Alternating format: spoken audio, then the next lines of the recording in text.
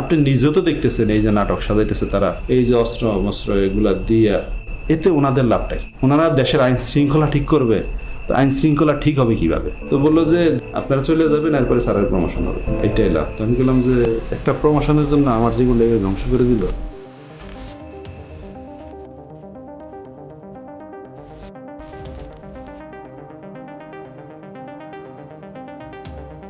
If we didn't have that commission, probably it will be just a storytelling. Nobody will believe. Somebody will say yes, somebody will say no.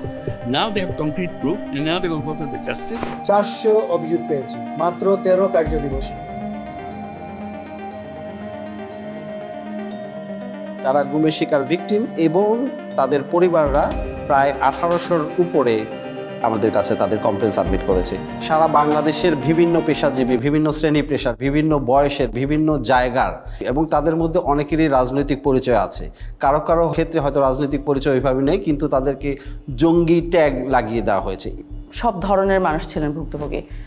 দিনমজুর ভুক্তভোগী আসেন আমাদের কাছে, অত্যন্ত ধনী ভুক্তভোগী আসেন, কলেজ পড়ুয়া ছাত্র আসেন, যেমন তেমন নারী ভুক্তভোগীও আছে।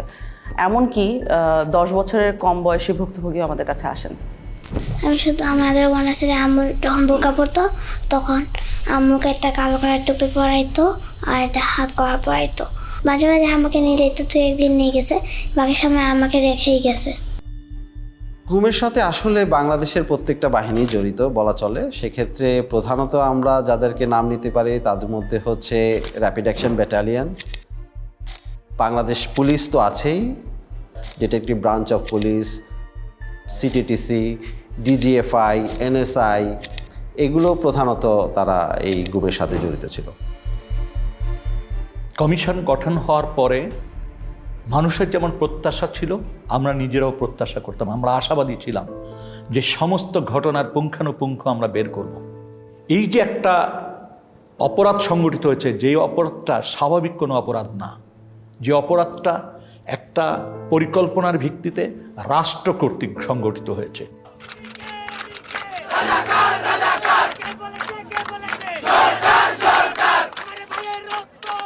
5ই আগস্ট পরবর্তী সময় সরকার তো পরিবর্তন হয়েছেই, কিন্তু এর মানে না যে বাহিনীগুলোতে যারা দোষী তারা পরিবর্তন হয়েছে নেসেসারিলি। স্পেশালি প্রথম দিকে সবই তো একই মানুষ ছিলেন, এবং ওনারা জানতেন এবং সঠিকভাবেই জানতেন যে আমরা যদি একজন বন্দীকে কোনো একটা স্পেসিফিক বন্দিশালায় লোকেটেড করে ফেলি, অর্থাৎ সে ওই জায়গায় ছিল এটা নিশ্চিতভাবে বলতে পারি, তাহলে তার বন্দিত্বের জন্য দায়ীকে তা ইমিডিয়েটলি বলা সম্ভব। কারণ ওই বন্দিশালার চাবিটা কার হাতে ছিল, কোন বাহিনীর কন্ট্রোলে ছিল, সেই বাহিনীর ঊর্ধ্বতন কর্মকর্তারা দোষী। এই ব্যাপারটা যেমন ওনারাও বুঝতে পেরেছেন, আমরাও বুঝতে পেরেছি। এ কারণে 5ই আগস্ট পরবর্তী অত্যন্ত দ্রুততার সাথে প্রচণ্ড লেভেলে এভিডেন্স ডিস্ট্রাকশন হয়। Destruction of evidence is itself a criminal offense. Just মনকে মন কাগজ পুরানো হয় সব জায়গায়। ডিজিএফআই বলেন, র্যাব ইন্টেলিজেন্স বলেন, এনএসআই বলেন, সব জায়গায় এভিডেন্স পুরানো হয়।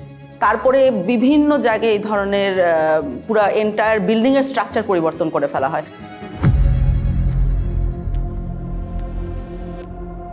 ব্যারিস্টার আরমান জি জবানবন্দিটা দিয়েছিলেন, সেখানে আমরা দেখেছিলাম যে অন্য বন্দীদের সাথে, অর্থাৎ যেমন ব্রিগেডিয়ার আজমি বা মাইকেল চাকমা যারা ছিলেন ডিজিএফআইয়ের হাতে, তাদের জবানবন্দির সাথে খানিকটা পার্থক্য ছিল। তার মধ্যে দুটো খুব নোটিসেবল পার্থক্য আমাদের জন্য ছিল। সেটা হলো যে অন্যদের চোখ 24 ঘন্টা বন্ধ থাকছে না, হাত 24 ঘন্টা বাধা থাকতো না, ব্যারিস্টার আরমানের থাকতেন। যেই স্থানে আমাকে আটকে রাখা হয়েছিল সেখানে সকল বন্দীদেরকে 24 ঘন্টা চোখ বেঁধে রাখা হতো, 24 ঘন্টা হাত করে রাখা হতো। কোথায় আছি বলা হতো না, কয় তারিখ বলা হতো না, সময়টা বলতো না। আমি বারবার তাদেরকে বলতাম যে নামাজ পড়ার জন্য সময় জানা দরকার, কীভাবে নামাজ পড়বো, তারা বলতে বলা যাবে না, আদেশ। তখন আমরা বুঝতে পারি যে উনি এবং ব্রিগেডিয়ার আজমি, মাইকেল চাকমা একই লোকেশনে ওনাদেরকে রাখা হয়নি, অন্য কোথাও ছিলেন উনি। তো সেল থেকে বের করে তখন আমি চোখ বাঁধা অবস্থা থাকলেও আমি ক্লিয়ারলি আমি বুঝতে পারি যে আমি বের হয়ে একটু কয়েক কদম সামনে যে একটা ছোট্ট সিঁড়ি ক্রস করে ঘুরতেছি, তারপর লেফট। যে আয়নাঘরে ওনাকে রাখা হয়েছিল সেখানে ঢোকার সময় উনি সিঁড়ি দিয়ে উঠেছেন এবং ঠিক তার পরপরই কয়েকটা সিঁড়ি নেমেছেন। এখন এটা শুনেই আসলে সাথে সাথে বুঝে যায় যে উনি কোথায় ছিলেন, কারণ গোটা বাংলাদেশে সিম্পলি একটা জায়গায় আছে, একটা বন্দিশালায় আছে যেটা এই পার্টিকুলার বর্ণনাকে ম্যাচ করবে। তো ওইখানে উনি এক পর্যায়ে বলেন যে ওনার পায়ের নিচে ছিল মসৃণ টাইলস, সাদার মতো, এবং ঠান্ডা ছিল। ছোট্ট সিঁড়ি যখন ক্রস করে যাই তখন একটা 5 থেকে 7 কদমের সিঁড়ি হবে এবং খালি পায়ে আমাকে যতবার বের করা হয়েছে তখন খালি পায়ে পরে যে আমাকে জুতা পরা হয়েছে বের করা হয়েছে, খালি পায়েটা আমি একদম ক্লিয়ারলি বুঝে দিয়েছি ওটা সিঁড়ি টাইলস লাগানো সিঁড়ি ছিল। কিন্তু ওই রুমে অলরেডি আমরা অক্টোবরের মধ্যে অভিযান একটা চালিয়েছিলাম, আমরা ইন্সপেক্ট করে এসেছিলাম, ওখানে কোনো টাইলস ছিল না, ওটা সম্পূর্ণ সিমেন্টের একটা ফ্লোর। সো আমরা কর্মকর্তাদের ডেকে অফিসারদের ডেকে জিজ্ঞেস করা শুরু করি যে টাইলস কই। একটা সিঁড়ির পাশে যখন এই মার্কটা থাকে, what does it indicate do you think? কারণ আমি তো বিল্ডিং এর এক্সপার্ট না। টাইলস, এই সিঁড়ি টাইলড ছিল। আচ্ছা, এই প্রশ্নটা আমার মনে আছে ওনাদের মোটেও পছন্দ হয় না, কারণ ওনারা এত বড় বড় কর্মকর্তা, আমরা জিজ্ঞেস করছি টাইলস কই, কথার তো কোনো মানে নাই। কিন্তু আমরা শিওর ছিলাম টাইলসের ভিতরে এই মিস্ট্রিটা লোকেটেড, এটা যদি সলভ করতে পারি আমরা মিস্ট্রি সলভ করতে পারবো। ওই সিঁড়ির তো দুইটা সাইড থাকে, একটা লেই সাইড একটা লেই সাইড, তো ওপর দিকে সিমেন্ট দেওয়া হয়েছিল কিন্তু এই সাইডটায় ওইখানে মিস করে দিয়েছিল সিমেন্ট দিতে। তো ওখানে যেটা ছিল টাইলসের পিছনে দেখবেন গ্রিড আছে, চারকোনা গ্রিডের ছাপ রয়ে গেছিলো। তা আমরা ওই ছাপগুলো দেখে বুঝতে পেরেছিলাম যে টাইলস অবধারিতভাবে ওখানে ছিল। এতদূর টাইলস ছিল ধরেন এই যে দেখা যায়। ব্যারিস্টার আরমানকে আমরা ছবি আঁকতে বলেছিলাম যে আপনি আঁকেন তো, যে আপনার চোখ বন্ধ ঠিক আছে কিন্তু সিঁড়ি দিয়ে নেমে আপনি কোন দিকে যান। তো উনি একটা ছবি এঁকে দিয়েছিলেন সুন্দর করে, যে সোজা যে বাইরে গেলে সেলে ঢোকা যায়।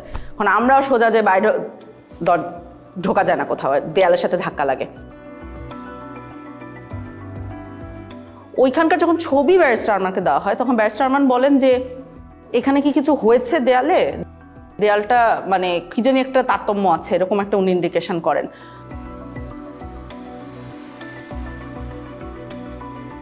তখন আন্তর্জাতিক অপরাধ ট্রাইব্যুনাল আমাদের যে কলিগরা আছেন ওনাদের সাথে আমরা যোগাযোগ করে একটা ম্যাপ ওনাদেরকে এঁকে দেওয়া হয়। সেখানে বলা হয় যে এই দেয়ালটা মাপেন, আপনি ইন্টারনাল যে দৈর্ঘ্য এটা মাপেন, অ্যান্ড দেন বাইরে যে ওই একই দেয়ালের এক্সটার্নাল দৈর্ঘ্য মাপেন। যদি 7 ফিটের উপরে পার্থক্য পান তাহলে বুঝবেন যে এইখানে কোনো একটা সেল আছে যেটা দেয়াল দিয়ে ঢেকে দেওয়া হয়েছে। তো ওনারা মাপেন, মেপে আমার মনে আছে যে আমাকে খুব এক্সাইটেডলি ফোন দিয়ে বলেছে যে 10 ফিটের উপরে জায়গা আছে যেটা খুঁজে পাওয়া যাচ্ছে না। আমি এখানে দুটো দরজা ছিল, এই দরজা দিয়ে আমরা ঠিক পারবো কি, যেটা আমরা চাই না সেটা হলো লিডার ওই যে মাঝখানে যেগুলো কিছুতে আধা থাকবে। তো ওই যে জায়গাগুলোতে একটু তারতম্য দেখা যাচ্ছিল দেয়ালে, সেই জায়গাগুলোতে ছোট ছোট ফুটা করা হয় এরকম হাতুড়ি দিয়ে পিটিয়ে। তো ওই ফুটার ভিতরে মাথা গলিয়ে দেখা যায় যে ঠিক ব্যারিস্টার আরমান যে বর্ণনাটা দিয়েছেন যে সেল, টাইলস, বাথরুম সব অক্ষত অবস্থায় আছে, ওরা জাস্ট নতুন দেয়াল বানিয়ে দিয়েছিল ওখানে। হ্যাঁ, আমরা ব্যারিস্টার আরমানের রুম পেয়ে গেছি। এখন টাইলস কতটুকু আছে, টাইলসগুলো কিন্তু যে করে হোক বাঁচাতে হবে, ঠিক আছে? উনি টাইলস চিনেন, যাতে কোনো টাইলস নাই না হয়ে যায়। ওই যে অ্যাকচুয়ালি ওরা এখান থেকে বের করে নেয় জিনিস, ওরা টাইলসগুলো এখান থেকে উঠায় ভিতরের স্টোর। 8 বছর এখানেই যাবে। I couldn't stay all night from the sun. They used to blindfold us and handcuff us. In the night, they used to handcuff us to the back. They wouldn't tell us where I was. They wouldn't let us even time for prayers. Literally, it felt like I was buried alive. এরকম হতো যে 24 ঘন্টা চোখ বেঁধে হাত দিয়ে বসে রাখতো, কিছু দিতেন না দিতেন। হুমাম কাদের আমাকে বলেছিলেন যে ওনার সেলের একটা অংশে উনি খোদাই করে এসেছিলেন ওনার নামের ইনিশিয়ালসগুলা। মেডিকেল সেলের ভিতরে ঢুকলে আপনি যদি ঘুরে যান, দরজা ফেস করেন, বাম পাশের কর্নার মাঝামাঝি জায়গাটার মধ্যে একদম কোনায় একটা ডেট লেখা আছে আর আমার ইনিশিয়ালস লেখা আছে, HQC লেখা আছে এবং ডেট লেখা আছে যেদিন আমাকে গুম করা হয়। তো আমি যখন ওখানে যাই এবং ওখানে খুঁজি ও যে রুমটা আমরা সন্দেহ করে ওনাকে রাখা হয়েছে, তো শিওর হবো কিভাবে যে ওই রুমে ওনাকে রাখা হয়েছে, কারণ ওই রুমটা রং করে ফেলা হয়েছিল অগাস্ট 5-এর পরে। তো একটা সাইড দেখে সন্দেহ হয়, তখন ওনাকে যে ওই সাইডটা দেখায় ভিডিও কলে যে এটা কি চেনা লাগছে কিনা, তখন উনি বলেন যে হ্যাঁ ওই ইনিশিয়ালটা খোদাই করে রেখেছে। তো আপনি যখন খোদাই করে রাখেন তার উপরে রং করে দিলেও খোদাইটা রয়ে যায়।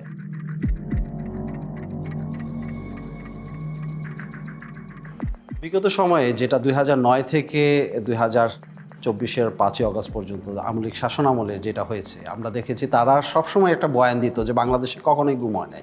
এটা শুধু শেখ হাসিনার মন্ত্রিসভায় অনেক মন্ত্রীরাই অহরহ বলেছেন এবং নিরাপত্তা বাহিনীর প্রধানরাও বলেছেন। নিরাপত্তা বাহিনী কিংবা আমাদের কোনো গুমের সঙ্গে তারা সংশ্লিষ্ট নয়। 3 ধরনের লোকই গা ঢাকা দেয়, এরা হয়তো কয়েকদিন পরে আবার আত্মপ্রকাশ করে, আবার যারা নাকি ফ্যামিলিগতভাবে মানে কোনো অসুবিধায় পড়ে তারা গা ঢাকা দেয়। যেখানেই গুম হচ্ছে সেখানেই আমরা কিছুদিন পরেই তাকে পাচ্ছি, হয়তো সে নানা কারণে আত্মগোপন করে থাকে, সেইগুলোকে গুম বলে চালিয়ে যায়। গুম বলে কিছু নাই, এরা সবাই লুকিয়ে যাচ্ছে, পালিয়ে যাচ্ছে, বউয়ের সাথে ঝগড়া করে দ্বিতীয় বিয়ে করেছে, ইত্যাদি ইত্যাদি, এই ধরনের বিভিন্ন ধরনের গল্প তারা বলেছে। গুম হওয়ার পরে যখন গুমের শিকার ব্যক্তির পরিবারের সদস্যরা থানায় যেতেন জিডি করার জন্য, যে তার স্বজনকে খুঁজে পাচ্ছে না বা হারিয়ে গেছে বা তুলে নিয়ে গেছে, এইটার ক্ষেত্রে যখন জুডি করতে যেতেন কোনো বাহিনীর কথা উল্লেখ করতেন, থানা থেকে তাদেরকে বিতাড়িত করা হতো। আমার জিডি আমার আপু, আম্মু, আমার স্ত্রী সবাই থেকে জিডি ওই এবং ওই বাড়িওয়ালারা তারা প্রথম থানাতে গেছিল, থানাতে জিডি নেয়নি। যদি কখনো মিসিং ডায়েরি নিত, সেক্ষেত্রে পুলিশ নিজেরা লিখে দিত যে সে বাড়ি থেকে বেরিয়েছে, এরপরে আর ফেরত আসে নাই। আর কখনো যদি কোনো বাহিনীর কথা উল্লেখ করতো, সে জিডি কখনো নিত না। এমনও হয়েছে যে বাহিনীর নাম উল্লেখও করে নাই, কিন্তু তারপরও জিডি নেয়নি, থানা থেকে তাদেরকে তাড়িয়ে দেওয়া হয়েছে। আমরা 250টা কেস ফিল্টার করেছিলাম আমাদের 1800-র মধ্যে থেকে, যে 250টা কেসের 3টে বৈশিষ্ট্য ছিল। 250টার কেসে আমরা সমসাময়িক প্রমাণ পাচ্ছি। কি প্রমাণ? যে তাকে যখন গুম করা হচ্ছে তখন তার হয় একটা মিডিয়া রিপোর্ট আছে, সমসাময়িক মিডিয়া রিপোর্ট আছে। তার যে নিখোঁজ হয়ে যাওয়া বা তাকে যে তুলে নিয়ে যাওয়া হয়েছিল, সেইটার জন্য একটা থানায় জিডি করা হয়েছে। কোনো কোনো ক্ষেত্রে তাদের পরিবারের মামলা করেছে। এবং এই লোকটা জীবিত আছে, অর্থাৎ সে আমাকে তার অন্তর্বর্তীকালীন পিরিয়ডে সে কোথায় ছিল এর বর্ণনা দিতে পারছে, যেটা আমরা কোনো না কোনো আয়নাঘরের সাথে ম্যাচ করতে পারছি। ওই এক সাইডে দিয়ে গ্রিলের দরজা ছিল, টয়লেটটা ছিল এই কর্নারে, হ্যাঁ, যেদিকে কলমের মাথাটা রাখছিলেন, এই জি জি, এটার সামনে দিয়ে এমনি ওই যে অল্প একটু উঁচু দেয়াল ছিল। এটা কি শুধু সামনে ছিল না সাইডেও ছিল? না, শুধু সামনে ছিল, এক পাশ ছিল। দরজা ছিল ওই আপনার শিক লোহার। শুধু একটা দরজা না দুইটা দরজা? একটাই দরজা, একটা দরজা মানে দুইটা তালা দিত একটা দরজা। সিঁড়ি বয়ে আমাকে ওঠানো হয়, সিঁড়ি বয়ে ওঠানো হওয়ার পরে একটা সাদা ফ্লোরে আমার মানে সমান একটা ফ্লোরে রাখতে দেওয়া হয়, বুঝতে পারি টাইলস, খোপের মানে কাপড়ের দরজা ছিল। ওই খোপটা বেশি উঁচু ছিল না, আমার এতটুকু হবে প্রায় এতটুকু। আচ্ছা, আমি আপনাকে একটা ভিডিও দেখাই, দেখি চিনতে পারেন কিনা। জি জি, খোপে খোপ। এটা হচ্ছে সেই সবুজ কাপড়ের, হ্যাঁ সবুজ কাপড়, আমি তো বললাম আপনাকে মেকশিফট যে ফ্রেমটা। জি হ্যাঁ হ্যাঁ, ভেতরে একজন দাঁড়ায় আছে। হ্যাঁ আমি তো বললাম এই পর্যন্ত, আমি তো আগেই বললাম। আর ভেতরে শুয়ে থাকা যাবে। এবং তাকে যখন প্রডিউস করা হচ্ছে তখন তার বিরুদ্ধে একটা মামলা দিয়ে প্রডিউস করা হচ্ছে, অর্থাৎ কোনো একটা নিরাপত্তা বাহিনী মেনে নিচ্ছে যে তাদের হেফাজতে এই লোকটা আছে। প্রত্যেককেই কিন্তু একাধিক মামলায় দেওয়া হয়েছিল এবং অলমোস্ট সবার বিরুদ্ধেই জঙ্গি বিরোধী যে তকমাটা লাগানো হয়েছিল এবং সন্ত্রাস দমন আইনে মামলা দেওয়া হয়েছিল। এতে যেটা হচ্ছে যে এই কেসগুলো হয়ে গেছে সেসব কেস যেখানে দুই সাইডে প্রমাণ আছে। সে যখন নাই হয়ে যাচ্ছে সেটার সমসাময়িক প্রমাণ আছে, সে যখন রিঅ্যাপিয়ার করছে সমসাময়িক প্রমাণ আছে, এবং তার মধ্যবর্তী যে জায়গাটাতে ছিল সেটার বর্ণনা কোথাও ম্যাচ করা যাচ্ছে। অনেক ক্ষেত্রে দেখাচ্ছে একজন বন্দী আরেকজন বন্দীকে দেখছে বা তার গলার স্বর শুনতে পারছে বা তার পরিচয় জানতে পারছে গুম অবস্থায়, তখন তার একজন একজনের সাক্ষী হয়ে যাচ্ছে। এই দিক থেকে মানে দ্বিতীয় বা তৃতীয় নাম্বার ছেলে, একটা ছেলে ছিল, ও হচ্ছে যে একটু যতটুকু মনে হলো মানসিক সমস্যা ছিল, প্রচুর কান্নাকাটি করতো আর চুলটা পাল্টা বকা করতো। 16 বছরের ছেলে অনেক কান্নাকাটি করতো। তারপরে আমরা তাকে খুঁজে বের করেছি, পরবর্তীতে একটা সাইকেলের দোকানে সে কাজ করছিল এবং মানসিক ভারসাম্য লুজ করেছে। মনে রাখবেন ওই ছেলেটাকে আমরা কেন খুঁজে পেয়েছিলাম, কাজ তার চারপাশের বন্দিরা, 2 বছরের বন্দিরা আমাদেরকে এসে বারবার করে বলতো ওখানে একটা ছেলে অনেক কাঁদতো, আমাদের কেস সলভ করার আগে ওই ছেলেটাকে খুঁজে বের করেন, আমাদেরকে জানান ওই ছেলেটার কী হয়েছে, বেঁচে আছে কিনা। বেশ কয়েকজনকে পাই যারা সবাই রেকগনাইজ করতে পারছে যে ছেলেটা আছে কিন্তু জানি না কোথায় আছে, জানি না কোথায় আছে, এইভাবে করে চলতে থাকে আনটিল একজন বলে।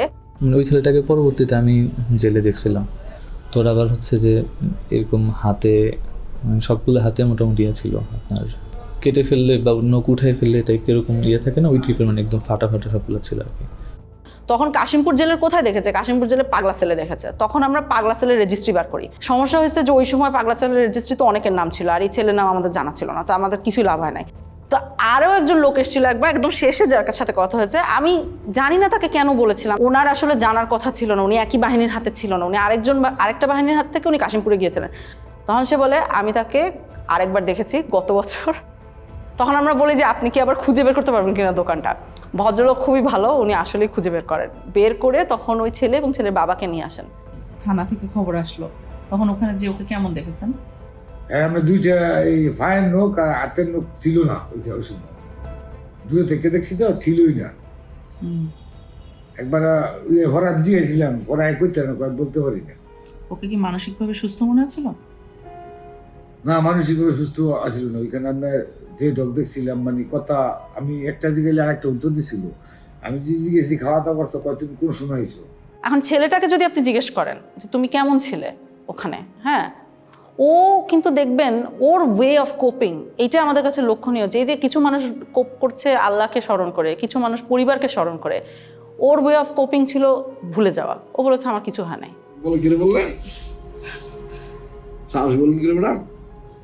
কারণ তুমি 4 বছর অনেক কষ্ট সহ্য করেছো। অনেক কষ্ট, ব্যথা পাইতাম ম্যাডাম। সমস্যা নেই ম্যাডাম, সমস্যা নেই, চলাফেরা করতে পারি, অসুবিধা হইতো না, ব্যথা কিছু নেই আর কি। যাক, আমার ছেলে অনেক হয়েছি, বড় করতে নিয়ে গিয়া, এটাই বড় কথা। সবাই কয় ভাই সব যা আছে তা হয়েছ, এখন ছেলে বিড়ে হয়ে যাওয়া শেষ। মানুষ অনেক কথা গেছিল আর কি, সবাই বলছে যে নাই,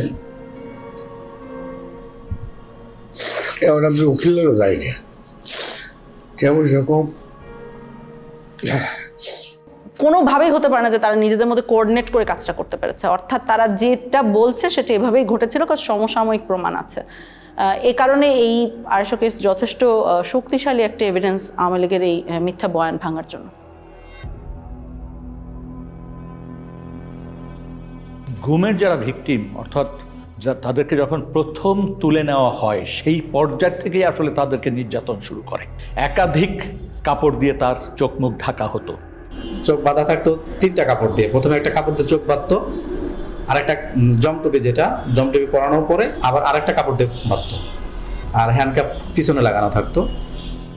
মাইক্রোবাস বা যে পরিবহনে উঠানো হতো তার 2 পাশে যখন থাকতো তারা কিন্তু চেপে থাকতেন, তার হাত করা পরিয়ে ফেলতেন, এবং কোনো কোনো ক্ষেত্রে তাদেরকে নীল ডাউন করে রাখা হতো সিটের ওখানে, যাতে বাইরের মানুষ কোনোভাবে টের না পায়।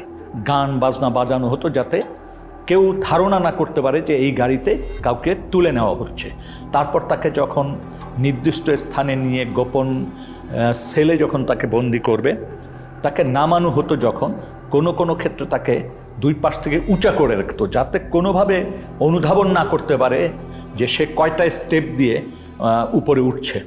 প্রত্যেকটা গোপনশালায় আসলে অত্যন্ত ভয়ানক, এবং আপনি যদি দেখেন যে গোপন বন্দিশালার সাইজগুলো, দৈর্ঘ্য প্রস্থ, এখানে মানুষকে রাখাটাই হচ্ছে টর্চারের শামিল। এইখানে যারা আসে এখানে আসে, এখান থেকে লোক নিয়ে যায়। কোথাও যদি ট্রান্সপোর্ট করে যে ঢাকা থেকে লোক নিয়ে অন্য কোথাও পাঠাবে, এখান থেকে 4 জন 2 জন এখান থেকে নিয়ে, আমি এরকম একবার 3 জন লোক নিয়ে এসে ট্রান্সপোর্ট করছি কর্মটি লকে। একবার গেট দিয়ে ডুবে সাথে হাতের বাম পাশে, না হাতের ডান পাশে রাখে। আমি যদি একদিক ডুবে হাতের ডান পাশে। সাইজ কি সেলগুলোর? স্যার টয়লেট টাইপ স্যার, বুঝিয়ে বলুন। টয়লেট স্যার, মানে একটা টয়লেটের দৈর্ঘ্য প্রস্থ 3 ফিট বাই 8 ফিট স্যার, এরকম লম্বা, লোহার গেট লাগানো স্যার, সার্কিট লাগানো। Look at how tiny this room is, and it's still divided into 7 different cells. Look, I'll just come into this one to show you how small it is. I'm about 5 feet 4 inches tall, and I can stand up straight in this particular one, but I cannot extend my arms all the way out. But if you go just next door to this one over here, take a look. I cannot stand up straight. I cannot extend my arms. And imagine that people spent weeks, months, or even years in these cells. পাশে কোনো স্থানে তাকে নেওয়া হতো যেখানে জিজ্ঞাসাবাদ করার জন্য নানান ধরনের যন্ত্রপাতি ব্যবহার করা হতো। দেখা গেছে 8-10টা সেল আছে, তার সাথে একটা জিজ্ঞাসাবাদের ব্যবস্থা বা একটা রুম আছে। সেই রুমে যখন তাকে নেওয়া হতো, 2-1টি বাক্য বিনিময় করার পরই তাকে মারধর শুরু করে দিত। আর যখন মারতো, বেশি মারবে, তখন এই হাত পিছনে দিয়ে রাখতো, আর আমার এই কনুইগুলো, 2 হাঁটু, এগুলাতে খুব জোরে জোরে মারতো। এই মোটা পুলিশের হাতে যে মোটা লাঠিগুলো থাকে, এগুলো দিয়ে, এবং এক পর্যায়ে আমাকে বলল যে তোর হাড় থেকে মাংস আলাদা করে ফেলবো। কোনো কোনো বন্দিশালার ভিতরেই টয়লেট, যেখানে তাদেরকে ঘুমাতে হতো রাতে, সেই জায়গায় তারা ঘুমাতে পারতো না। তার কারণ হচ্ছে কমোড থাকতো, ওই কমোডের উপরেই তাদের পা রেখে ঘুমাতে হতো। আমাকে ওখান থেকে টর্চার করে দুইজনে কাঁধে করে ধরে একটা সংকীর্ণ একটা বাথরুমে বললে চলে, আমি 5 ফুট 8 ইঞ্চি পা লম্বা করলে আমার হাঁটু পর্যন্ত বাথরুমের ভিতরে চলে যায়, মানে এতটা সংকীর্ণ জায়গা। কিছু সেল ছিল এত ন্যারো, সেখানে বন্দি শুতেও পারতো না, জাস্ট পা গুটিয়ে কোনো মতে ওখানে থাকতো। যেন সাইজ ছিল 3.5 ফিট বাই 4 ফিট এরকম সাইজের। নিয়ে যাওয়ার পরে যেখানে আমাকে নিয়ে গেল সেটা হলো একটা ছোট একটা সেল। ছোট সেল বলতে 3.5 ফিট পাশে, আর লম্বা হলো আপনার 4 ফিটের থেকে একটু বড়। অর্থাৎ আমি সেজদা দিলে মাথায় লেগে যেত, আবার রুকু দিতে গেলে পিছনের সাইড লেগে যেত গ্রিলের সাথে, এরকম একটা অবস্থা ছিল। যারা বন্দি ছিল ওই বন্দিশালায় থাকাটাই হচ্ছে দুঃসহ মানসিক যন্ত্রণার একটা বিষয়। আমাকে ওই রকম একটা ফ্লোরের সাথে এরকম করে হাত দিয়ে এরকম করে আস্তে আস্তে বাড়ি দিতে হতো। বাড়ি দিয়ে একটু শব্দ হলেই তারা লাঠির ইশারায় বাথরুমে নিয়ে যেত। বাথরুমের জন্য তারা মারতে দেরি হতো, অনেকে 8 মিনিট সময় দিত আমাকে। 8 মিনিটের বেশি হতো আমাকে বিলম্ব দিত, মারতো, আবার লাঠির ইশারা দিত, অনেক বকাবকি হতো। এক ধরনের যন্ত্র ব্যবহার করতে হতো, যে হাতে শিকল দিয়ে ওই যন্ত্রের সাথে আংটা পরিয়ে দিয়ে মেশিন চালু করলে তাকে আস্তে আস্তে ছাদের দিকে ঝুলিয়ে ফেলা হতো। এই ঝুলন্ত অবস্থায় ঘন্টার পর ঘন্টা রাখার ঘটনা আমরা শুনেছি, এমনকি মানে 24 ঘন্টার কথাও আমরা অনেক ক্ষেত্রে পেয়েছি। আমাকে ওই ফ্যান লটকায় এরকম একটা এর মধ্যে গামছা দিয়ে এরকম প্রায় 15 দিনের মতো ঝুলিয়ে রাখছে। শুধু আমি টয়লেট এবং নামাজ এই দুইটা আর খাবার সময় আমাকে ছাড়া রাখতো, আর এইরকমভাবে সবসময় ঝুলিয়ে রাখছে। কোনো কোনো বন্দিকে হ্যান্ডকাপ পরিয়ে জানালার গ্রিলের সাথে বেঁধে রাখা হতো সার্বক্ষণে, এবং সে শুতেও পারতো না, ওইভাবে কোনো মতো বসে থাকতো। এই যে এর জানালার মধ্যে একটা হাতে এই পাশে ঝুলাই রাখছে আর একটা হাতে এই পাশে। এই 5 দিনের মধ্যে 3 দিন এইভাবে আমাকে লকআপের সঙ্গে ঝুলাই রাখা হয়। শুধু একটাই দোষ ছিল, আমি বলছি আমি নিকাব খুলবো না, আমি পর্দা করি। যেখানে হ্যান্ডকাপ পরা হয়েছে সেখানে কেটে গেছে, রক্ত পড়েছে, তারপরও কিন্তু তাকে নামানো হয়নি, বরং ওখানে পিটানো হতো এবং নানান কথা জিজ্ঞাসাবাদ করা হতো। এই ওনাদের নাম জিজ্ঞেস করতেছে, এর মধ্যে আমাকে কি করলো, পানি ঢাললো, মুখে গামছা দিয়ে পানি ঢাললো। কোথায় আছে বল, কোথায় আছে বল, কোথায়, মানে আমাকে মানে একটা সেকেন্ডের সময় দিতে আসে। আমি বলতেছি মুখের মধ্যে ভিজা কাপড় দিয়া প্রায় 2-3 মিনিটের মতো পানি ঢালতো, আর ওই সময় দেখা যায় আমি প্রায় সময় অজ্ঞান হয়ে যেতাম, আর মুখ দিয়া খুব লোট টোট ইত্যাদি এগুলো বের হইতো, তারপরও তারা হাসাহাসি করতো। কোনো কোনো ক্ষেত্রে তাকে চেয়ারে বসানো হতো। চেয়ার আবার 2 ধরনের ছিল। এক ধরনের চেয়ার ছিল যেটা কাঠের ফ্রেম, মানে কাঠের চেয়ার, সেখানে ইলেকট্রিক শক দেওয়ার ব্যবস্থা থাকতো। তো চেয়ারে বসিয়ে ইলেকট্রিক শক দেওয়ার যন্ত্র সাথে সংযোগ স্থাপন করে দিত শরীরে, কখনো কানে, কখনো নখে, কখনো পায়ে, এইভাবে দেওয়া হতো। আমার কানের লতার মধ্যে লাগাইছিল ওই যে কি ওইটা ওই যে কি ইলেকট্রিক ওটা বলতে পারবো না, কিন্তু মনে হলো যে ঠাডা পড়ে মাথা আমাদের, সুইচ দেওয়ার লাগলে মনে ঠাডা বললো। অনেক ক্ষেত্রে জিজ্ঞাসাবাদের সময় বালতিতে পানি রেখে প্রস্রাব করতে বলা হতো। কারেন্টের শর্ট দিয়েছে, একটা বালতি দিছে, বালতির মধ্যে পানি ছিল, পেশাব করতে দিচ্ছে, অনেক পানি খাওয়ানোর পরে পেশাব করতে দিচ্ছে। পেশাব করার সময় কারেন্টের শর্ট লাগে, পানির মধ্যে যখন পেশাব করে তখন কারেন্টের শর্ট লাগে।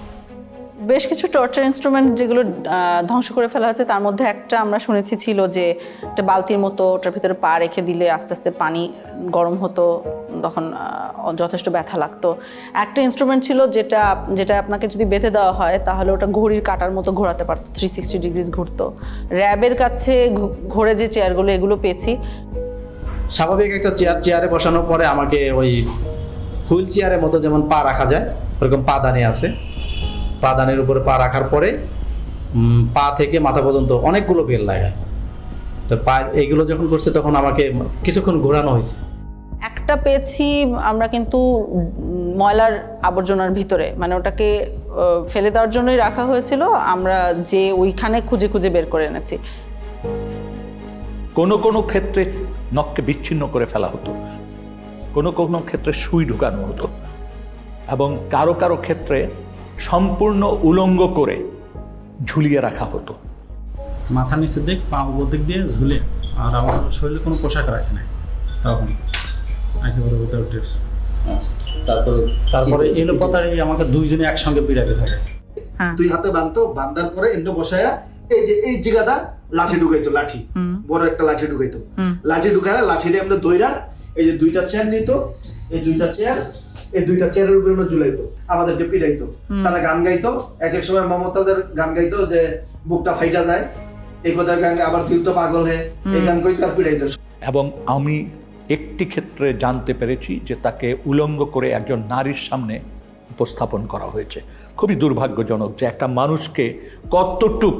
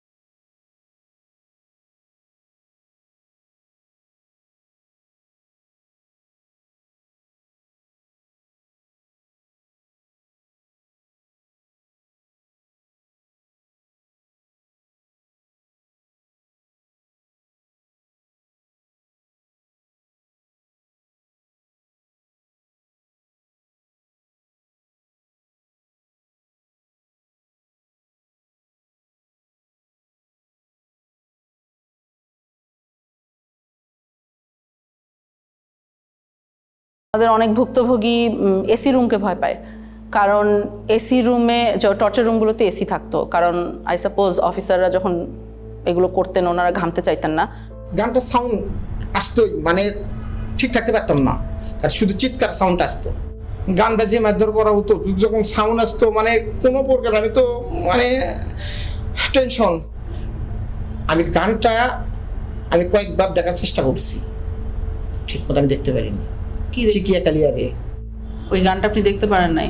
জি, গানটা আমি কয়েকবার দেখার চেষ্টা করছি, ওইভাবে আমি দেখতে পারিনি।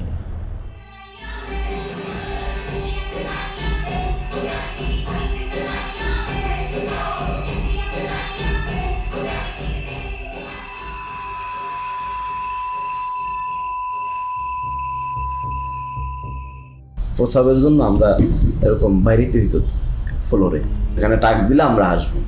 প্রসাবে ধরছে মিউজিক ছেড়ে দিছি, ওই আওয়াজও তাদের কাছে পৌঁছায় না, মিউজিকের সাথে তো ওটা হারায় যায়, ওই সাউন্ড তো আর পাবে না। এরকম কিছু প্রসাব পায়খানা করে দিয়েছে আমার সামনে, আবার এটা আমরাই পরিষ্কার করতেছি, তারা দিয়ে যে করে তারা দিয়ে পরিষ্কার করে। সে আল্লাহর কাছে বলতে যে আল্লাহ আমার মেরে ফেললেই ভালো, এই কষ্ট দেওয়ার দরকার কি। এই মানুষগুলো কিন্তু যারা বেরিয়ে এসছেন জীবন নিয়ে, তারা কিন্তু এটা ভুলতে পারেন নাই। তারা এখনো গভীর রাতে ঘুম ভেঙে যায়, তাদের চিৎকার করেন, এই ট্রমার থেকে কিন্তু এখনো বেরিয়ে আসেনি। বাথরুমে একটা নতুন লাক্স সাবান ছিল। হ্যাঁ, এখন ওই লাক্স সাবানের স্মেল আসলে আমার মাথায় কাজ করে না। আমি লাক্স সাবানের ওই স্মেলটা যদি কেউ আমার সঙ্গে গোল করবে, আমার আমি ভিতরে অস্থিরতা চলে আসে, আতঙ্কগ্রস্ত হয়ে যায়। আর শুধু যে তারা বেরিয়ে আসে নাই তা না, এই সমাজটাও কিন্তু এক ধরনের ভীতিকর ভয়ার্ত পরিবেশের মধ্যে একটা ভয় সমাজের ভিতর কিন্তু প্রবাহিত। আওয়ামী লীগের শাসন আমলে আমরা যেটা দেখেছি মূলত হচ্ছে বিরোধী রাজনৈতিক দলকে দমন করার জন্য এই গুমকে একটা হাতিয়ার হিসেবে ব্যবহার করা হয়েছে, এবং সেক্ষেত্রে তাদের প্রধান টার্গেট ছিল বিএনপি, জামাতে ইসলামী এবং ইসলামী ছাত্র শিবিরের নেতাকর্মীরা। সরকারের বিরুদ্ধে যখন জনমত তৈরি হয়ে যেত, সরকারের বিরুদ্ধে যখন মানুষ প্রশ্ন করা শুরু করত, যখন সংঘবদ্ধ আন্দোলনের চেষ্টা হতো, বিরোধী দল বিরোধী মত যখন সংগঠিতভাবে ঐক্যবদ্ধভাবে কোনো বিষয়কে প্রোটেস্ট করতে চাইতো, তখনই এই নির্যাতনের মাত্রা বেড়ে যেত, মানুষের ঠিয়ানার সংখ্যা বেড়ে যেত। এবং আমরা যেটা দেখেছি যে প্রত্যেকটা জাতীয় নির্বাচনের আগে গুমের সংখ্যা অস্বাভাবিকভাবে বেড়ে যেত। এটা আমরা দেখেছি 2014 নির্বাচনের আগে, অর্থাৎ 2013 পিরিয়ডে, এবং 2018 সময় 2017-18, এবং 2024 নির্বাচনের ঠিক আগে 2023 শেষের দিকে এবং 24 শুরুর দিকে। In her second term as Prime Minister, security forces were locking up opposition figures without trial. Among them, a popular official with the Bangladesh Nationalist Party, Sajidul Islam Sumon. In December 2013, eyewitnesses say he and 5 friends were taken by authorities and never seen again. কেন নিল? কি দোষ আমার ছেলের? আমার ছেলে নাই, আমি কি করবো পয়সা থেকে? এটা আমরা সন্ত্রাস বিরোধী ট্রাইব্যুনালেও দেখতাম যে অস্বাভাবিকভাবে মামলার সংখ্যাটা বেড়ে যাচ্ছে, এবং সেখানে মূল আসামি হিসেবে যাদেরকে দেখা হতো তারা হচ্ছে তৎকালীন বিরোধী রাজনৈতিক দলের নেতাকর্মী। মিডিয়াকে আইনশৃঙ্খলা রক্ষাকারী বাহিনী, র্যাব, ডিজিএফআই, বিভিন্ন গোয়েন্দা সংস্থা তাদের মতো করে ব্যবহার করেছে। তারা যেই ধরনের গল্প বানিয়ে দিবে সেই গল্পটাই যাতে প্রচার করা হয়, এবং মিডিয়া সেটা প্রচার করত নির্দ্বিধায়। কোনো জায়গায় কিন্তু তারা প্রশ্ন করতো না, একদম হুবহু একই বয়ান, বাহিনী যে বয়ানটা দিত সেই গল্পই তারা ছেপে দিত। যখন একজন গুম হচ্ছে, দের আর ওয়ান অফ টু থিংস যেটা হতে পারে, একটা হলো তাকে মেরে ফেলা হবে বা তাকে বাঁচিয়ে রাখা হবে। বাঁচিয়ে রাখার পরবর্তী কী হবে? বাঁচিয়ে রাখার পরবর্তীতে বেশিরভাগ কেস হলো যে তাদেরকে মামলা দিয়ে ছেড়ে দেওয়া হচ্ছে। বাংলাদেশে মামলাগুলো যথেষ্ট ভয়ঙ্কর, এটা কিন্তু আমরা বলছি যে ক্রিমিনাল জাস্টিস সিস্টেম গুমের সাথে কন্টিনিউয়াস একটা সিস্টেম ছিল।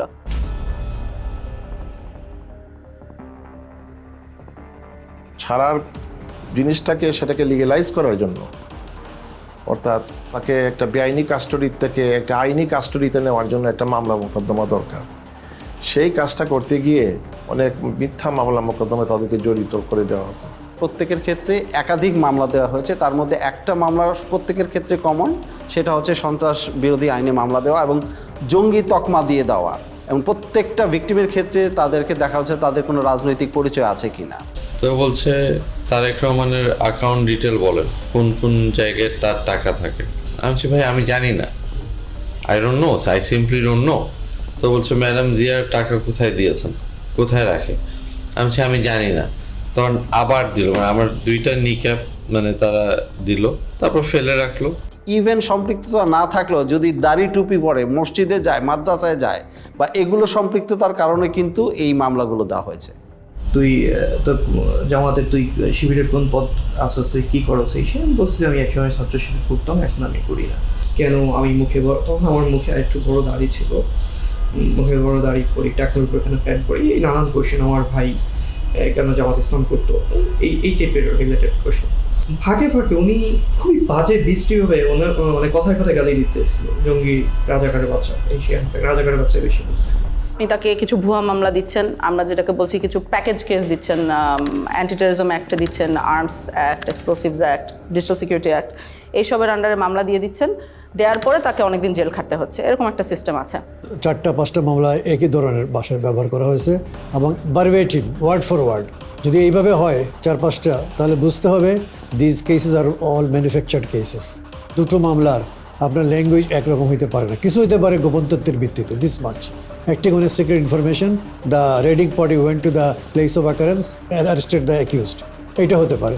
কিন্তু বাইকগুলো তো মিলার কথা না, ঘটনার স্থল, ঘটনার তারিখ এবং কিভাবে ঘটনা ঘটেছিল এগুলো তো আপনার মিলার কথা না। বিশেষ করে সন্ত্রাস বিরোধী আইনে যে মামলা, জঙ্গি ট্যাগ দিয়ে জঙ্গি বানানো, এইটাই কিন্তু প্রথমতই তাকে হিউমিলেট করছে।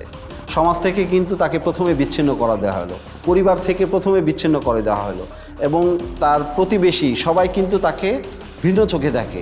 এই ছেলেটা জঙ্গি, আমরা তো জানতাম না, এটা জঙ্গি পরিবারের সন্তান। তাদের মধ্যে একটা ফোবিয়া ছড়াই গেছিলো যে এই আপার সাথে হয়তো যোগাযোগ করলে আমরাও অ্যারেস্ট হতে পারি, আর এই মেয়েটার সাথে যোগাযোগ হলে আমরাও অ্যারেস্ট হতে পারি। এটার জন্য আমরাও নিজেদেরকে গোটাই নিয়েছিলাম যে কি দরকার যদি কারো ক্ষতি হয়। বাংলাদেশে জঙ্গি নাই এই কথাটা বলা যাবে না, জঙ্গি ছিল, জঙ্গি এখনও আছে। কিন্তু প্রশ্নটা হচ্ছে যেইভাবে এটাকে ফুলিয়ে ফাঁপিয়ে দেখা হচ্ছে, যেটা প্রোটেক্ট করা হচ্ছে, এইটার খুবই একটা ক্ষুদ্র অংশ হয়তো বাংলাদেশে জঙ্গি আছে। তৎকালীন যে সরকার ক্ষমতায় পাকাপোক্তভাবে টিকে থাকার জন্য এই ওয়ার অন টেররের যেই ন্যারেটিভ, এইটাকে জিয়ে রাখার জন্য এটা তারা চালিয়েছে। Killed by the BNP Jamaat, you know that BNP Jamaat is a terrorist party. They always go for terrorism and nepotism and corruption. I have to prove credibility, right? To whom?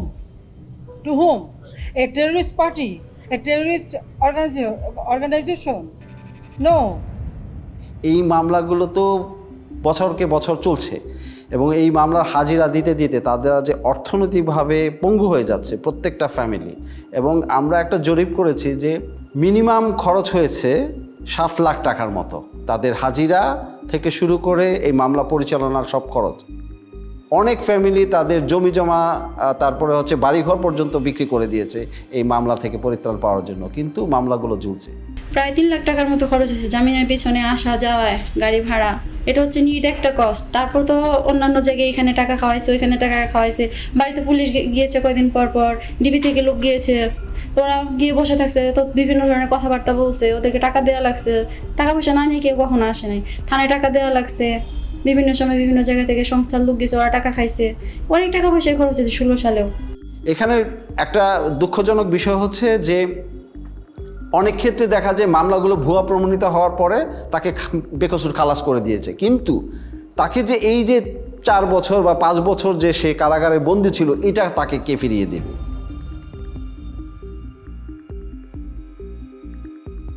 এখন ভুয়া মামলা দিয়ে এগুলোর পক্ষে তো তাদেরকে এখন প্রমাণাদি জোগাড় করতে হবে, প্রমাণাদি পাবে কোত্থেকে? হ্যাঁ, এটা একটা তো তাদের জন্য সমস্যা। তো ওখানে একটা বেশ well developed systematic torture regime ছিল আসলে। এই টর্চার করে কনফেশন আদায় করা হতো, স্বীকারোক্তি আদায় করা হতো। আমাকে লাস্ট এটাই চাইতেছে আব্দুল মুমিন আমি স্বীকার করতাম, মানে আপনার পরিচয় বদলানো। হ্যাঁ, পরিচয় বদলাম। তো আমি আব্দুল মুমিন স্বীকার করে নিছি। করে নেওয়ার পরে এই যে এখন বাসজলা দিয়ে লাস্টে বলতেছে তোর নাম আব্দুল মুমিন, আর তোর বাবা যদি জিজ্ঞেস করে, কোথাও জিজ্ঞেস করে বলবি যে আমি বাবার সাথে রাগ করে তাবলিগে চলে গেছিলাম, তাবলিগের কিছু জিনিসপত্র আছে এই ব্যাগের মধ্যে, এই ব্যাগটা নিয়ে তুই চলে যাবি, ওরা ছেড়ে দিয়ে আসো। যেহেতু সব ম্যাজিস্ট্রেট এক না, কিছু কিছু ভালো ম্যাজিস্ট্রেটও আছে, তাই কিছু ম্যাজিস্ট্রেট আবার থাকতো খারাপ, এবং সবাই জানতো তারা মানে কারা, যারা এগুলো মেনে নেবে, এই ধরনের ফোর্সড স্বীকারোক্তি বা গুম হওয়া সত্ত্বেও জিনিসটাকে কগনিসেন্সে না নেওয়া। তো ওই সব মানুষদের সামনেই যাওয়া হতো, ওদের সামনেই এদেরকে প্রডিউস করা হতো, তারা ফোর্স স্বীকারোক্তি মেনে নিত। না, আমি বলছি না, আমি 160 আমার মাইরা ফেলাইতো, আমি 160 করতে না, 160 করতে দিলে আমার ফাঁসি হয়ে যাবে। আমি তো এগুলো কোনো কিছুর সাথেই নাই। আপনারা যা বলতেছেন আমি এগুলো কিছুই জানি না, সব সাজায় আপনারা দিচ্ছেন। তখন আমারও ওই আয়ু বলতেছে, ওই প্রথম দিন আমাকে যখন, এটা আপনাকে কি বলবো, মানে প্রথম দিন আমাকে যখন ওয়াটার বোর্ডিং দিয়েছে, তখন আমার মানে আমি প্রসব করে দিয়েছিলাম আর কি। তো তো ওই জিনিসটা ও আবার আমাকে রিমাইন্ড করে দিচ্ছে যে তোরে যে মনে নাই তোরে যে তুই যে প্রস্তাব করে দিছিস রিসিলি মেয়েদের লগে আজকে কিন্তু আবার সেইভাবে মারতে যা টানায় পিড়ামো, কিন্তু তুই যা বলি সেইভাবে কর। করে নিয়ে আসছে, করে নিয়ে আইসা বলতেছে এমন একজন জাজের কাছে নিয়ে আসছে, আইসা বলতেছে ও 164 দিতে চায় না, অনেক চেষ্টা করছি দিতে চায় না। পরে বলে যে আবার সেই কোর্টের যে জাজ বলতেছে ও এখনো দাঁড়ায় আছে কিভাবে, এটারে কেমন 164 দেয় না, এটা তো দাঁড়ায় আছে সুস্থ আছে, 164 দেওয়ার জন্য কিছু মশলাপাতি খরচ করতে হবে না। A GUM or enforced disappearance is a violation of human rights. So the judges as a whole should be sensitized about the human rights, about the various human rights instruments and the violation of those human rights. Magistrate সাহেব উনি ডাক দিয়ে বললেন যে আপনাদের আসামি তো করতেছে না, কি বলে বালকরূপ স্বীকারোক্তি দিচ্ছে না। একটা এগ্রিজিয়াস কেস আমাকে যেটা খুব ডিস্টার্ব করেছে সেটা হলো যে সে আমাকে বর্ণনা করছিল যে ম্যাজিস্ট্রেটকে যে বলেছে যে প্লিজ আমি এতদিন গুম ছিলাম, আমি আসলে এটার সাথে জড়িত না। হ্যাঁ, অনেক সাহস করে এটা সে ম্যাজিস্ট্রেটকে বলেছিল। ম্যাজিস্ট্রেট তখন যে পুলিশ সাথে নিয়ে গিয়েছিল, পুলিশকে ডেকে বলেছে এই যে দেখেন কি বলছে, তখন তাকে বাইরে নিয়ে যাওয়া হয়। সিএম কোর্টের বারান্দায়, এটা সময় 8তলা বা 9তলায় কিছুক্ষণ আমাকে মারধর করলো।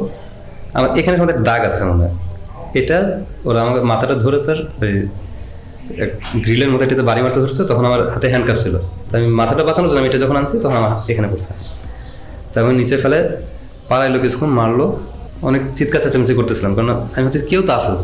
যখন চিৎকার চেঁচামেচি করতেছি তখন ম্যাজিস্ট্রেট আবার আয়কে ডাকে পাঠাইছে যে এত আওয়াজ করতেছেন কেন। আর মানে কি বলবো, এটা অবিশ্বাস্য বিষয়। আমি প্রশাসনকে কাছ থেকে দেখছি আর আমি অবাক হয়েছি যে আসলে পুরোটাই একটা system. Most of the judges were at the beck and call of the high command of the then ruling party. That's why they did not dare to take any effective steps against the enforced disappearances of the victims or abduction of the victims, The judiciary must be proactive instead of reactive. The judiciary must come forward in protecting and promoting the human rights of the people through adjudication of disputes in a very bold and assertive manner. Boldness is an integral part of the personality of a judge. A weak person is not suited or suitable for the position of a judge. Judges must know how to deliver justice impartially, effectively, and in a neutral manner.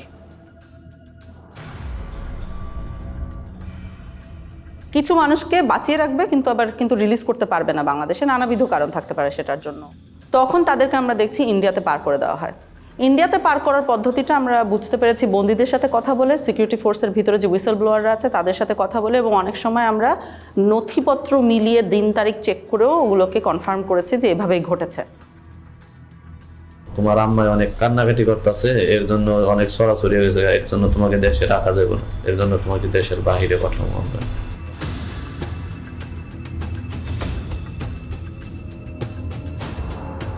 একটা নদী পার করাইলো, ওই নদীর পার করানোর পরে তারপরে কাঁটাতারের একটা বেড়া আছে, ওই বেড়া দিয়ে আমাকে পার করিয়ে তারা নিয়ে গেল।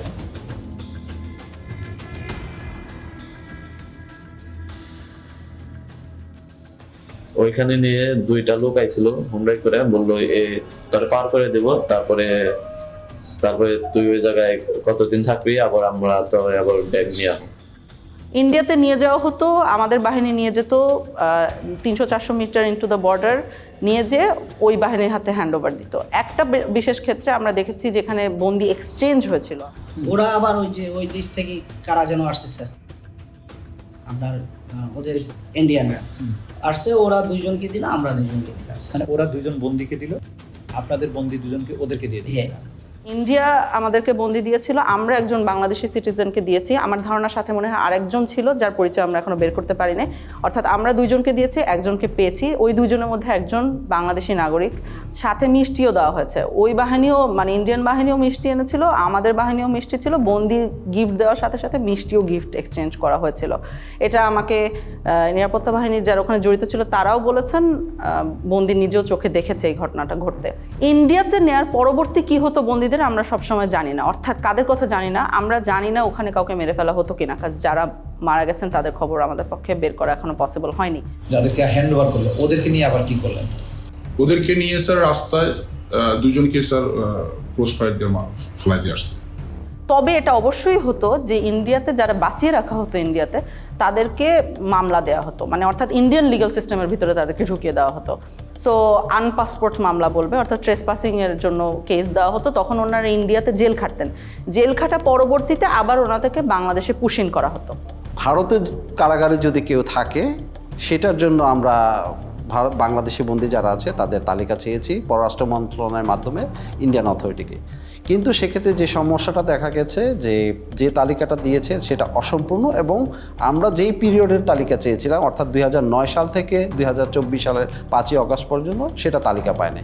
এই সম্পৃক্ততাটা ইন্ডিয়া এবং বাংলাদেশের যে ইল্লিগাল একটা সম্পর্ক, এটা আসলে খুবই ট্র্যাজিক, কারণ এরকম হওয়ার কথা না, হওয়া উচিত না, এবং আমাদের দেশের সার্বভৌমত্বের প্রশ্ন অবশ্যই চলে আসে, কিন্তু হয়েছে, গত 16 বছর এটা হয়েছে। এবং কারো কারো ক্ষেত্রে চরম পরিণতিটা হয়ে গেছে, যেটা আমরা বিভিন্নভাবে জানতে পেরেছি, এবং অনেকে আমাদের কাছে ইতিমধ্যে এই কথাগুলো বলেছেন। এর মধ্যে একটা বড় অংশ আছে যাদেরকে বেশ কিছুদিন জিজ্ঞাসাবাদ করার পরে অথবা কয়েকদিন জিজ্ঞাসাবাদ করার পরেই সিদ্ধান্ত নেওয়া হয়েছে তাদেরকে হত্যা করা হবে। যখন একজনকে মেরে ফেলার সিদ্ধান্ত হতো তখন কাজটা ওরা, যেহেতু ওনারা ট্রেন্ড অফিসার্স, যথেষ্ট এফিশিয়েন্টলি করতো আমরা বলতে পারি। একজন মানুষকে কখনো কখনো মোরগ বলা হতো, কখনো কখনো প্যাকেট বলা হতো, কখনো কখনো সাবজেক্ট বলা হতো। ঊর্ধ্বতন অনেক অফিসার আছেন যারা মিড লেভেলে ছিলেন বা যারা গোয়েন্দা সংস্থাগুলি পরিচালনা করতেন, তাদের নির্দেশনায়, তাদের উপস্থিতিতে এই মানুষদেরকে নিয়ে যাওয়া হতো মাইক্রোবাসে করে। টঙ্গীর থেকে রওনা দেওয়ার পর যতগুলি ব্রিজ আছে প্রায় প্রতিটি ব্রিজের গোড়াতেই নিয়ে নতুন যারা অফিসার সংযুক্ত হতেন র্যাবে বা র্যাব ইন্টেলে, তাদেরকে বলা হতো দুজন একজন মোরগ নামাও বা প্যাকেট নামাও, গুলি করো।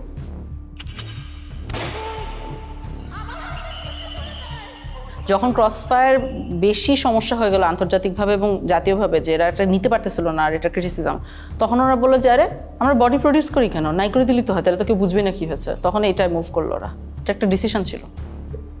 একটা জিনিস খুব স্পষ্ট যে এই ঘটনাগুলি ঘটানো হতো, হত্যাকাণ্ডগুলি করা হতো। প্রথম দিকে কিছু লাশ রাস্তাঘাটে পাওয়া যেত, ফেলে যেত, তো কিছুদিন আগে উঠিয়ে নিয়েছিল কারা জন্য। তারপর যখন সন্দেহ হলো যে এটা আইন শৃঙ্খলা রক্ষাকারী বাহিনী বা কোনো গোয়েন্দা সংস্থা, যখন এই জিনিসগুলি মানুষের ভিতর কানাঘুষা হতে থাকলো, তখন কিন্তু আর রাস্তাঘাটে লাশ ফেলতো না। একটা বেশ কমন মেথড ছিল যেটা গোটা দেশে ব্যবহার করা হতো, সেটা হলো নৌকায় নিয়ে যে গুলি করে মেরে ফেলা। এরপরে যখন যাওয়া শুরু হলো, আমরা ইয়েতে যাওয়ার পরে উনি ডেস্টিনেশনটা আগে থেকে বলেন না কোথায় যাবে, তো বলতে সাউথের দিকে যাবো। তো যাওয়ার পরে তারপরে বললো যে স্লো ডাউন, যখন স্লো ডাউন বললে তখনই বুঝি যে এখন প্রক্রিয়া শুরু হবে। যখন খোলের ভিতর দিকে তাকে তুলে নিয়ে আসে, সিমেন্টের বস্তা কিন্তু বাইরে থাকে স্যার, খোলের মুখটা খুলে একজন করে তুলতেছে স্যার, সিমেন্টের বস্তা দিয়ে সে বেঁধে ফেলতেছে, পাথে হচ্ছে হাঁটু বড় হয়েছে, হাঁটু বড় হয়েছে, বেঁধে মায়ের কাছে সিমেন্টের বস্তাটা তাকে একদম কর্নারে রাখছে। সেকেন্ড ম্যান স্যার পিলোটা দেয় স্যার, পিলোটা দিয়ে দেখছে সব। তাদের পছন্দের জায়গাটা হলো মাথা স্যার, মানে মাথার এখানে বা এই পাশে বালিশ থেকে তারপরে একদম 5 রাউন্ড ফায়ার করে। 2 রাউন্ডটা ফায়ারের প্রয়োজনটা কখনো যদি কখনো তার মনে হয়েছে কারো হাত কেঁপে গেছে, তখন উনি করতেন সেকশন। সেনাবাহিনীর একটা ক্যাম্প আছে ওই ব্রিজের গোড়ায়, সেখানে সুন্দরবন থেকে একটা ট্রলার নিয়ে আসা হয়েছিল, দস্যুদের কাছ থেকে উদ্ধার করার ট্রলার, যেটা জেনারেল জিয়াউল হাসানের টিম এটা এনেছিল। এবং পরবর্তীতে আমরা জেনেছি যে জিয়াউল হাসানের প্রত্যক্ষ তত্ত্বাবধানে অনেক মানুষকে ওখানে নিয়ে যাওয়া হতো রাতের গভীর রাত্রে। এই জায়গাটা এবং বন্দিরা থাকতো বুঝছো এখানে এই ডেকের উপরে, কোনো কোনো সময় তো ডেকের ভিতরে থাকতো। অ্যান্ড দেন অফিসাররা কারণ ডেকের ভিতরে না থাকলে দেখা গেলো মাঝে দেখে ফেলবে, এরকম হয়। ওরা সবই এখানে বা কেউ এখানে থাকতো। অ্যান্ড দেন এখানে এনে শুট করে এখান থেকে ফেলে দিবে, ওখান থেকে পেট ফাটতেছে ওখানে কুইক অ্যাকশন। তো গুলি করে মেরে ফেলার পরে পেটটা চিরে দেওয়া হতো এবং বডির সাথে সিমেন্টের বস্তা বেঁধে দেওয়া হতো বা ইটের বস্তা, যাতে ওনাদেরকে যখন ধাক্কা মেরে নদীতে ফেলে দেওয়া হচ্ছে তখন তারা ডুবে যেতেন। তার হচ্ছে গিয়ে এখানে যাওয়ার পরে এই যে মানুষটাকে শোয়া নেন, দেওয়ার পরে বাঁধার পরে তারপরে আপনার গুলি করে ফেলা দেওয়া হয়। এদিকে বাঁধার রশিটা রেডি থাকে, ওইদিকে সিমেন্টের বস্তার সাথে রশি বাঁধা রেডি, যেমন রশি বাঁধার থেকে সিমেন্টের বস্তা খুলে না যায়, তারপরে বাকি রশিটা এখন এটা কোমরের সাথে দিয়ে বাঁধা সবচেয়ে সহজ, that of any other places of the whole body. এখানে গুলি করে লোয়ার পোর্শন ধরে ফেলে দিত। কে ফেললো? জিয়া তো গুলি করলো, এখন জিয়েই ফেললো না সাথে আরো যে লোক ছিল তার কে ফেললো এটা আমার খেয়াল নাই, এখান থেকে করে ফেলে দিল। তবে বেশ কিছু ক্ষেত্রে লাশ ভেসে উঠেছে, আমি এর ধরনের কেস দেখেছি যেখানে লাশ ভেসে উঠছে বুলেট উন্ড কপালে এবং গায়ে সিমেন্টের বস্তাটা কোনো কারণে একটা ছেড়ে গিয়েছে, অন্যটা রয়ে গেছে, এরকম অবস্থায় উঠছে। নারায়ণগঞ্জের 7 খুনের যে হত্যাকাণ্ড এবং তার লাশ লুকিয়ে ফেলার যে প্যাটার্ন, এই প্যাটার্নের সাথে অনেক অংশে মিলে যায়। এরকম নানাবিধ মারার আসলে টেকনিক ছিল, বিভিন্ন বর্ণনা থেকে আমরা পাই। কোনো কোনো ক্ষেত্রে বিষ প্রয়োগ করেও হত্যা করা হয়েছে, ইনজেকশন দিয়ে মারা হতো, এটার বর্ণনা পেয়েছি আমরা যারা এটা নিজে চোখে দেখেছে।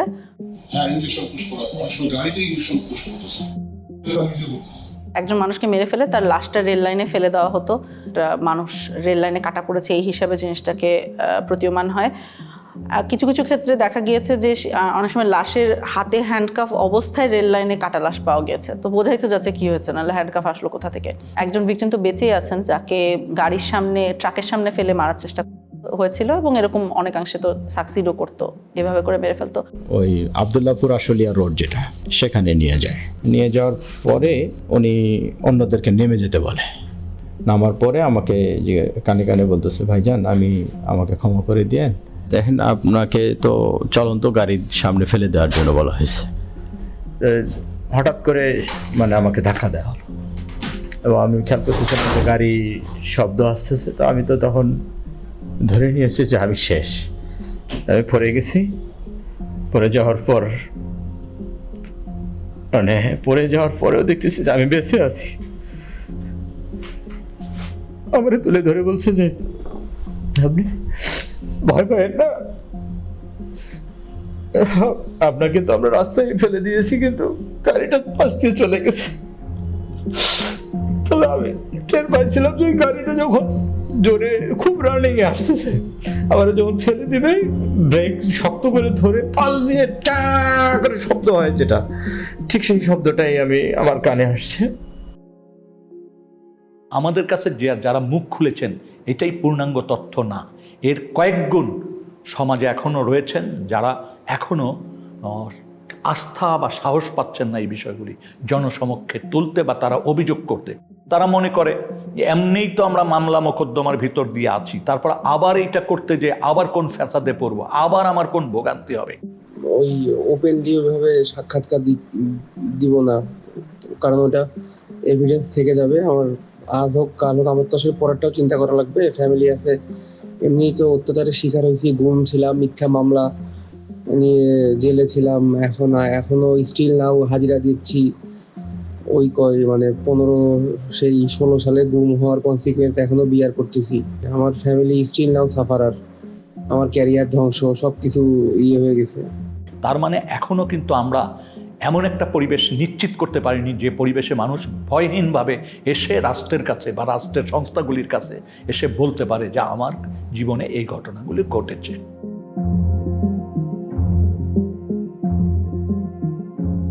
অন্ততপক্ষে গুম কমিশন যাদের ক্ষেত্রে মনে করেছে যে হয়রানিগুলোর থেকে তাদের পরিত্রাণ পাওয়া উচিত, গুম কমিশন থেকে আমরা পরীক্ষা নিরীক্ষা করছি এবং এই ধরনের একটা তালিকাও প্রস্তুত করা হচ্ছে এবং ফলস কেসগুলো যাতে দ্রুত নিষ্পত্তি করে গুম হওয়া ব্যক্তি ছাড়া পাওয়ার পরও হয়রানির শিকার না হয় এবং এই আদালতের আইনি ব্যবস্থাকে যাতে কেউ আর অ্যাবিউজ করতে না পারে। যাদের বিরুদ্ধে এই মামলাগুলো দিয়ে দেওয়া হয়েছে, সন্ত্রাস দমন আইন বা অন্য যে আইনি মামলা হয়েছে, এই প্রত্যেকটা মামলা যাতে দ্রুত নিষ্পত্তি করা যায়, সেটা যাতে এক্সপিডাইট করে, সেটার জন্য সুনির্দিষ্টভাবে সরকারকে বলেছি। দ্বিতীয়ত হচ্ছে যে সন্ত্রাস দমন আইনটাকে সংশোধন করার কথা বলেছি, 3 নম্বর জিনিসটা হচ্ছে যে এটার সাথে সম্পৃক্ত যেটা যে বাংলাদেশে জঙ্গিকে মোকাবেলার জন্য, জঙ্গি ইস্যুটাকে ডিল করার জন্য আমাদের এখানে সুনির্দিষ্টভাবে কিছু স্ট্র্যাটেজি ঠিক করতে হবে। এর পাশাপাশি যেটা হচ্ছে যে রিহ্যাবিলিটেশনের যে বিষয়টা আছে সন্ত্রাসদের মোকাবেলার ক্ষেত্রে, এই বিষয়টা মনে হয় কার্যকর হতে পারে, সেটাকে আমরা ফোকাস করেছি। গুম হওয়া এবং কেউ মারা যাওয়ার মধ্যে একটা বিস্তর ফারাক আছে। সেটা হলো কেউ যখন মারা যায় তখন তার সম্পত্তি ভাগ হয়ে যায়, একটা ডেথ সার্টিফিকেট আসে, সম্পত্তি ভাগ হয়ে যায়, একটা ক্লোজার আসে। কিন্তু কেউ যখন গুম হয়, যেহেতু সে মারা গিয়েছে এই কথাটা বলতে পারা যায় না, কারণ আমরা আসলে জানি না সে মারা গেছে কিনা, তখন কিন্তু কোনো ডেথ সার্টিফিকেট ইস্যু করা যায় না। ডেথ সার্টিফিকেট ইস্যু না করার সাইড ইফেক্ট আপনি দেখেন, ধরেন ভদ্রলোকের ব্যাংক অ্যাকাউন্টে টাকা আছে বা তার সম্পত্তি আছে, কিছু ভাগ হওয়া সম্ভব না। সো পরিবারগুলো অলমোস্ট রাতারাতি পথে বসে যায়, দেখতে পারে যে ব্যাংক অ্যাকাউন্টে টাকা আছে, দেখতে পারে যে তার সম্পত্তি আছে, কিন্তু সে কিছু ব্যবহার করতে পারে না। সেই জন্য আমরা বর্তমান প্রচলিত আইনের বাহিরে আমরা মনে করি যে এমন একটা আইন করা দরকার যে আইনে কিছু ওভাররাইডিং ক্লজ থাকবে, যে দেশের প্রচলিত আইনের বাহিরে গিয়েও তাদেরকে যাতে একটা আইনগত সুযোগ দেওয়া যায়। যখন একজন মারা যান তখন তার বউ বিধবা হয়ে যান, এটার একটা প্রসেস আছে। কিন্তু যখন একজন গুম হন তখন তার বউ, উনি কি বিধবা না সধবা? কারণ আমরা উত্তরটা জানি না। ভদ্রলোক বেঁচে আছে কি মারা গেছে এটা আমরা বুঝতে পারছি না। এই যে বিশাল সমস্যাগুলো পরিবারগুলোর মধ্যে মানে সৃষ্টি হয়, সেগুলোর কোনো সমাধান তারা পায় না। এবং গত 16 বছর ধরে হাজারে হাজারে পরিবার বাংলাদেশে এই সমস্যাটা ফেস করে আসছে। গুম হওয়া ব্যক্তির ডেথ সার্টিফিকেট ছাড়াই তাদের গুম হওয়ার যে একটা প্রত্যয়ন বা একটা ডিসঅ্যাপিয়ারেন্স সার্টিফিকেট প্রডিউস করে যাতে পরিবার পরিজন যাতে সম্পত্তি ইনহেরিট করতে পারে, সেই জন্য এই কমিশন থেকে কিছু আইন সংশোধনের সুপারিশ করা হয়েছে। অন্ততপক্ষে আর্থিক দুর্দশা কিছুটা হলেও লাঘব হবে। তবে এটা সত্য কথা যে গুম হওয়া ব্যক্তির অনুপস্থিতি বা গুম হওয়া ব্যক্তিকে উদ্ধার করে না দিতে পারলে অপূরণীয় ক্ষতি সেটা কোনো আইন দিয়ে বা তার সম্পত্তি দিয়ে বা সম্পত্তির অংশ দিয়ে সেটা পূরণ হওয়ার নয়।